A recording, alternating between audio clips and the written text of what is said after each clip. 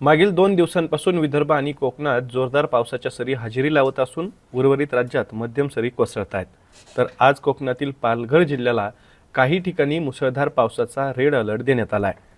ठाणे, मुंबई, रायगड, रत्नागिरीसह विदर्भातील अकोला, अमरावती, भंडारा, चंद्रपूर, गोंदिया, नागपूर, वर्धा जिल्ह्यात आणि पुणे आणि सातारा जिल्ह्यांच्या घाटमाथ्यावरती काही ठिकाणी जोरदार पावसाचा ऑरेंज अलर्ट जारी करण्यात आला आहे. तर उत्तर मध्य महाराष्ट्र आणि मराठवाड्यातील काही जिल्ह्यांसह उर्वरित कोकण आणि विदर्भातही पावसाचा अंदाज हवामानशास्त्र विभागानं वर्तवला आहे. आज सिंधुदुर्ग जिल्ह्यात काही ठिकाणी वादळी पावसाचा अंदाज आहे. तर नाशिक, नंदुरबार, धुळे, जळगाव, अहिल्यानगर आणि पुणे जिल्ह्यात तुरळक ठिकाणी विजांसह मध्यम पावसाची शक्यता आहे. तसेच छत्रपती संभाजीनगर, जालना, परभणी, बीड, हिंगोली, नांदेड, लातूर जिल्ह्यात तुरळक ठिकाणी विजांसह मध्यम पावसाचा अंदाज आहे. तर धाराशिव, सातारा, सांगली, कोल्हापूर आणि सोलापूर जिल्ह्यात तुरळक ठिकाणी हलक्या सरी हजेरी लावण्याचा अंदाज आहे. तसंच वाशिम, यवतमाळ, गडचिरोली, बुलढाणा जिल्ह्यात तुरळक ठिकाणी विजांसह वादळी पावसाचा इशारा हवामानशास्त्र विभागानं दिला आहे. हवामानशास्त्र विभागानं उद्याही कोकण, विदर्भासह उत्तर मध्य महाराष्ट्र आणि मराठवाड्यात पावसाचा जोर कायम राहण्याचा अंदाज दिला आहे. उद्या रायगड जिल्ह्यासह पुणे जिल्ह्याच्या घाटमाथ्यावरती काही ठिकाणी मुसळधार पावसाचा रेड अलर्ट जारी करण्यात आला आहे.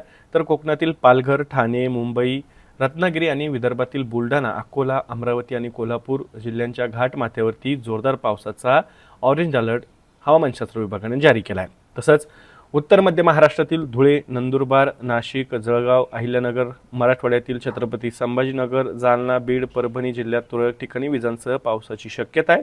तर विदर्भातील वाशिम, यवतमाळ, वर्धा, नागपूर, गोंदिया, भंडारा, चंद्रपूर, गडचिरोली जिल्ह्यात तुरळक ठिकाणी विजा आणि वादळी पावसाचा अंदाज हवामानशास्त्र विभागानं वर्तवला आहे.